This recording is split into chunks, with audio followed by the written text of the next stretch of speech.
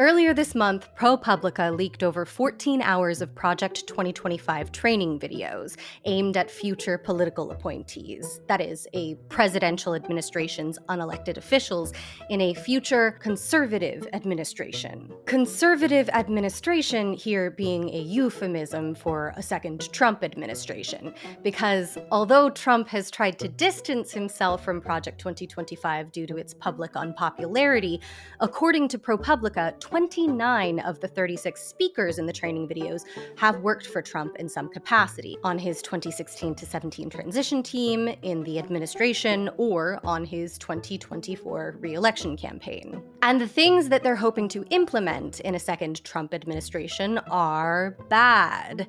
We're talking massively expanding the powers of the president, who, again, I want to emphasize in this scenario would be Donald John Trump, kneecapping the courts, eliminating abortion and reproductive rights, completely dismantling the Department of Education, and throwing teachers in jail for as much as mentioning that they liked an episode of Will and Grace in front of their students. Project 2025 is, in essence, the Heritage Foundation's cartoon villain manifesto. Hi, I'm Hoots.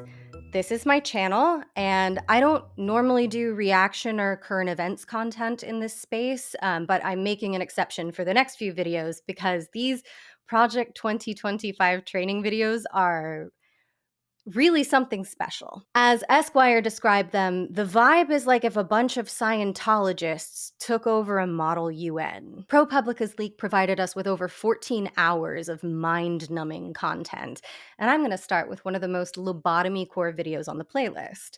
Conserving America. In the comments, they're calling it a load of self-important, self-righteous, hoity-toity hogwash, a pep talk full of empty words, and he managed to make fascism boring. So let's take a little looky-loo. Play. There are many things upon which we disagree. In addition to various policy matters we as conservatives hold to be acted to defend and appeal to their rights as Englishmen. Rights going back to Magna Carta itself and coming down through British constitutionalism. Our religious liberty, the right to speech, free and free press, assembly and petition, the first, and the second, the right to bear arms. Those were understood to be fundamental rights necessary to protect in Republican government. That led them to a new theory of unlimited government. Indeed, they wanted to change the limit. Oh boy. I've linked the ProPublica upload of the video below so you can watch it for yourself and let me know in the comments if you feel I'm misrepresenting him in any way. But I'm going to be real with you. You don't want to watch this boring ass video. This video is 34 minutes of your life that you're never going to get back. The speaker in this video is Matthew Spalding, the vice president of Hillsdale College, a Christian college famous for rebranding as a private school when the Supreme Court said that colleges have to fulfill Title IX requirements in order to receive federal funding. I mean, it was an easy decision for Hillsdale. If the federal government won't let you use their money to discriminate against women, just go find a petrochemical billionaire who will. In Conserving America, Matthew Spalding spends roughly 60% of the video giving a lecture on early modern American history that is simultaneously the most basic third grade history lesson and at times utterly incomprehensible. Because Matthew Spalding is trying to bury his real thoughts and intentions in several layers of obfuscation in order to pretend that there is objective truth to his opinion that American culture should return to 1785. Hey, all this talk of American culture reminds me of capitalism, and capitalism reminds me of unsolicited sales calls, texts, and junk emails. Look at this. Look. Hang on. Look at. I'm going to take myself off of Do Not Disturb. Look at how many fucking emails I have. Over 7,000. It was over 20,000 before I started working with the sponsors of today's video, Incogni.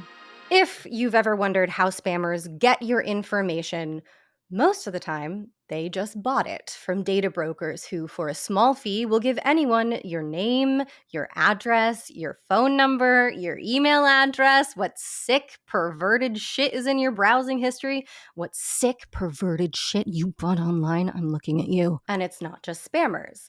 Scammers have also been known to purchase these data lists from time to time. The good news is that we have the right to demand that our information be taken off these lists. The bad news is that it's really hard to do because there's hundreds of these lists, and the process of submitting takedown requests from them is a Sisyphean task. Luckily, there's Incogni, who submit these removal requests for you, and you don't have to do anything. I signed up for Incogni a while ago when they first sponsored one of my videos, and like I said, my email notifications are definitely under control. Like this is control for me. And here's what it looks like on the back end. On my dashboard, they show me how many requests they've sent out, how many are pending, and how many have been completed. And like, listen, as someone who is no stranger to the unwanted attention of some unsavory characters on Twitter, I'm kind of glad that Incogni is making it a little less easy to dox me. Follow the link in my description, incogni.com/hoots, and enter code HOOTS to get 60% off the annual plan for Incogni, ensuring your privacy for a whole year. Take back your privacy and support the people who support me by going to incogni.com/hoots and signing up today with the code HOOTS. Thanks to Incogni for sponsoring this video. Now let's get back to conserving America. I love the title of this video. That's really why I picked it. I know like to conserve is already a verb, but the way he's using it in the title of the video sounds like the way people on the left use queering, like conserving America, queering the government. I love just a little language play. At the top of this video, I just have to mention that a lot of these Project 2025 videos repeatedly warn against allowing career bureaucrats to hinder appointees from implementing the president's agenda, which is like a bit of a red flag if you hear it once. But when it's something that they keep reiterating, it's like, oh no. These people are fully expecting to be serving an agenda so unpopular and undemocratic that they're expecting to get pushback even from Republican lawmakers. They're literally preparing future appointees to view any elected official as the opposition. Each training video opens with this super dramatic title sequence that's really giving ESPN 30 for 30, but for people who can't watch full contact sports without wincing, and like, same. In the eyes of many in the world, this every 4-year ceremony we accept as normal is nothing less than a miracle. Today is the concrete expression of a stunning fact. These 200 years since our government began.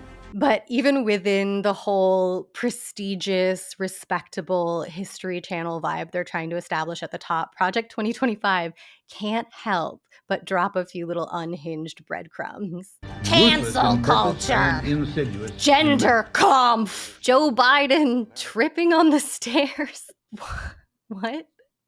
This is very serious, very important stuff. This is the future of our country. And when I consider who I want for president, I think of a man who's never tripped. It's like the old adage, hard times create strong men create good times create stairs, and stairs create tripping hazards. Matthew Spalding opens his boring little history lesson by bringing up two of America's most famous founding fathers. Thomas Jefferson and Alexander Hamilton famously disagreed on just about everything you can imagine, especially when it came to important national policies. We all saw Hamilton, right? Those two queens fucking hated each other. But they agreed deeply on the most fundamental questions about the rights of man grounded in nature. Just not about which men deserved those fundamental rights. Spalding claims that every nation derives some meaning from underlying ideas,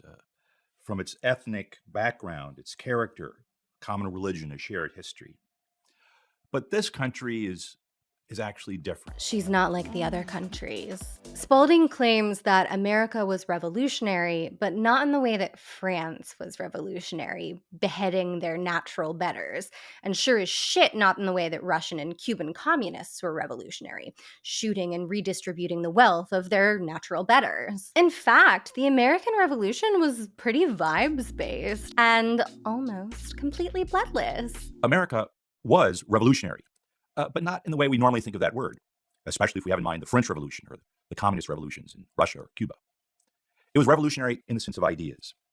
It was in the minds and the hearts of the people, and that revolution culminated not in the guillotine, but in constitutional government. Spalding defines the American system as one that points backward, not merely historically backward, but as a practical matter. You see, he's being a little sneaky here and issuing a false truism about the basis of the American political system.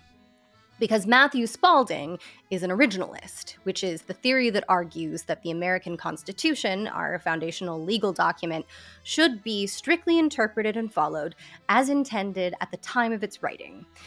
By saying that America points historically and practically backward, he is kind of implying a truth or consensus to the idea of originalism, and there isn't. Many constitutional scholars believe that parts of our Constitution were written to be intentionally broad or vague in order to allow future leaders to interpret the law based on the context of current times. Because our founding fathers knew that they didn't just fall out of a coconut tree. They existed in the context of all in which they lived and what came before them. And as you can imagine, there isn't even a complete consensus among historians about the interpretation of certain passages of the Constitution within the context of the late 18th century. The Founding Fathers couldn't even agree with one another while standing in the same room at the same time, talking face to face. Modern originalist constitutionalist scholars have to translate the text of the Constitution through the semi-opaque veil of history. To quote Supreme Court Justice William J. Brennan Jr., "It is arrogant to pretend that from our vantage we can gauge accurately the intent of the framers." Matthew Spalding then gives us the most boring lecture on the history of the founding of America, from Americans rebelling against British taxation by throwing tea into a harbor to the First Continental Congress. And I just want to point out here that one of their slides is missing the closing parenthesis. And I know that's petty or whatever, but if their dramatic opening credits are going to feature Joe Biden tripping on some stairs, then I think it's totally fair to point out that they didn't bother to proofread their pseudo-intellectual video essay. He asserts that the Founding Fathers formed the grounds of their claim of independence from Britain in the law of nature and nature's God, a deist phrase from the Declaration of Independence that I don't think Matthew Spalding understands, but neither do I, so I guess we're tied for last here. Explain it to us both in the comments. In the laws of nature and nature's God, there are truths that are knowable that can be the guide and the ground for politics. These are self-evident truths. And the first one is that all men are created equal. We're not equal in many aspects, size and shape. We're equal in the fundamentals, in our humanity, which means that none of us have more rights than another.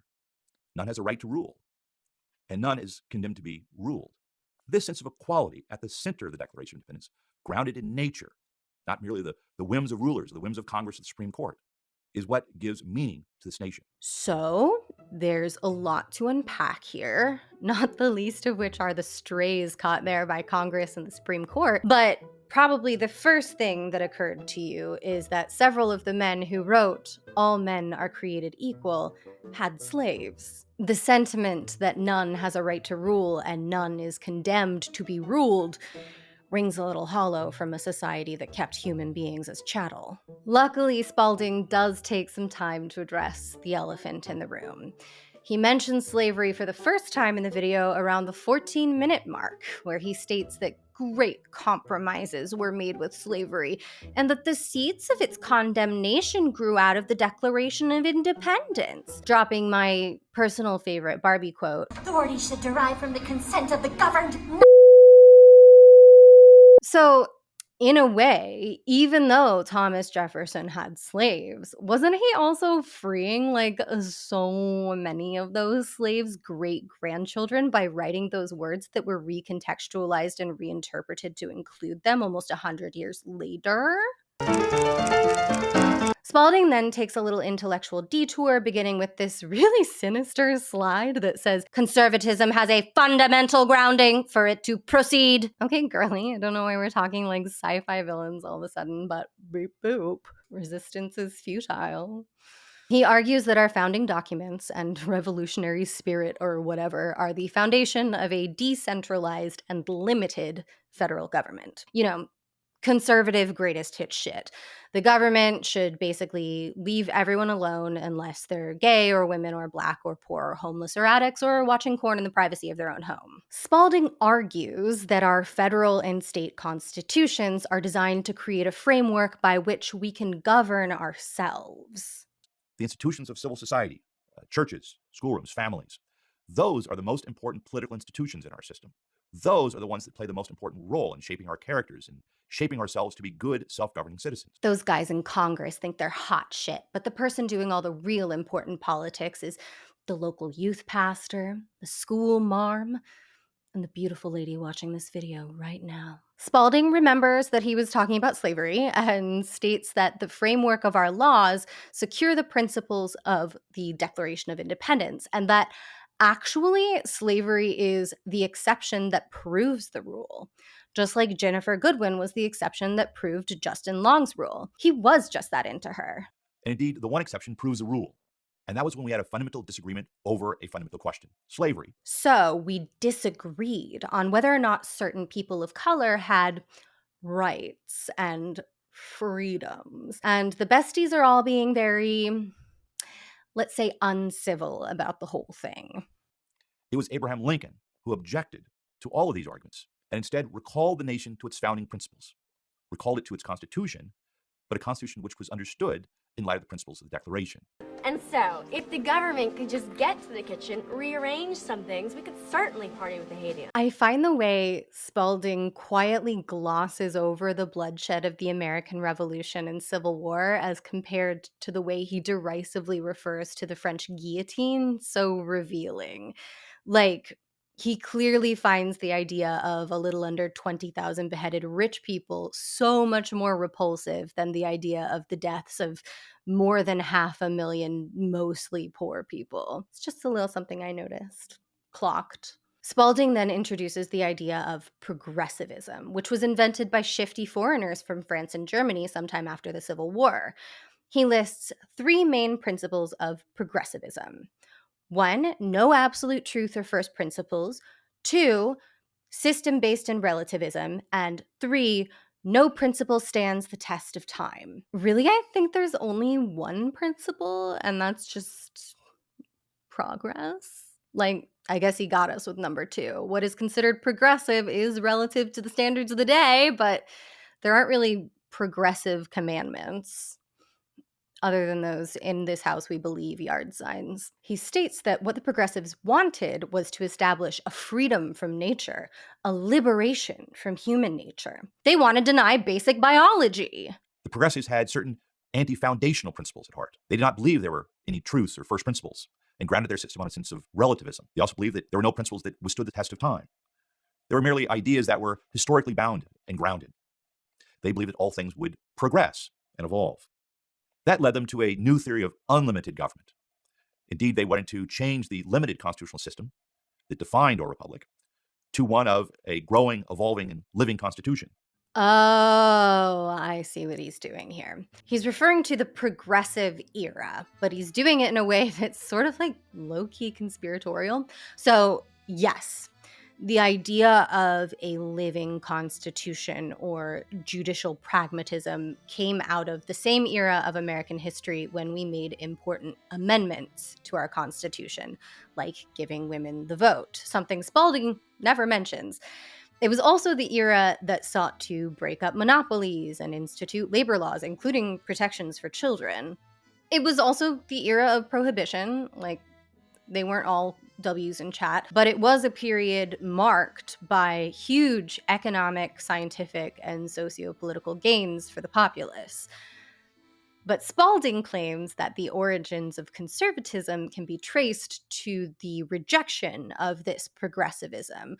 So he kind of wants to obfuscate all of the very popular net goods that came from that period of time and appeal with a kind of religious dogma to his narrow interpretation of our founding documents. He then traces conservatism throughout history, defining it pretty accurately as pushback against any movement that improves material conditions for poor people. We see it in the pushback against the New Deal that ultimately culminated in Barry Goldwater's campaign, or in the arguments against the Great Society, which led to the great efforts of Ronald Reagan in the 1980s.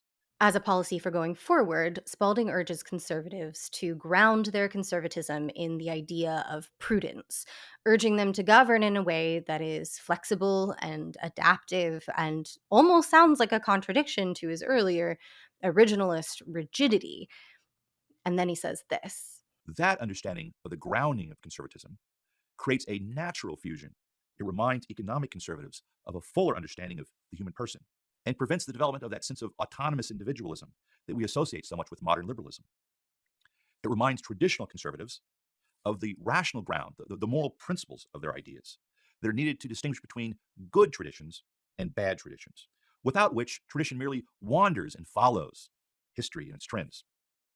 And it gives national security conservatives, or national interest conservatives, or national conservatives, it gives them the substance they lack by tying nationalism to a particular nation, to our nation, to this nation, so conceived and so dedicated. And then we reach the pièce de résistance. The truths of our founding are today increasingly under attack.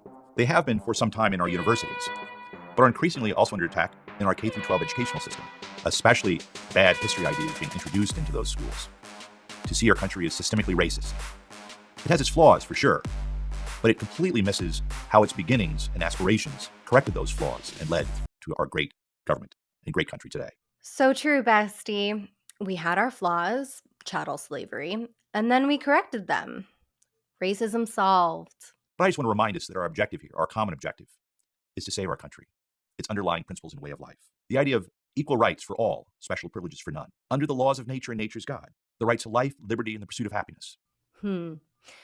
Note the subtle shift from none has a right to rule and none is condemned to be ruled to equal rights for all, special privileges for none. This is because special privileges is a conservative dog whistle for protected classes.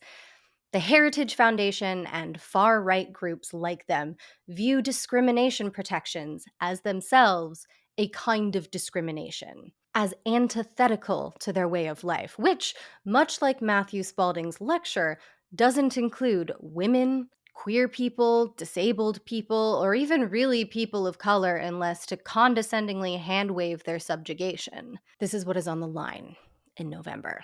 Thanks for watching this video. I plan on reacting to at least 2 more of these Project 2025 training videos before the election, but maybe more. Let me know in the comments which ones you want to see. Also, my bestie Kaylin Conrad will be reacting to some of them over on their channel. Their vibe is very... Project 2025 is definitely dangerous, messed up, and if implemented, will be disastrous. But also, these videos are really funny. Here, let me show you, babes. Hi, I'm Katie Sullivan, and just a normal American woman.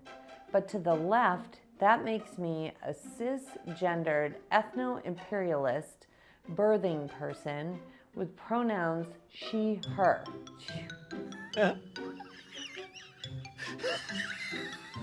I'm just a normal American woman. Different, but very complementary to mine. So I plan on putting all of our Project 2025 videos in a handy playlist on my channel as and when we release them, so you can find them all in one easy to locate place. Okay, love you all. See you in the next video.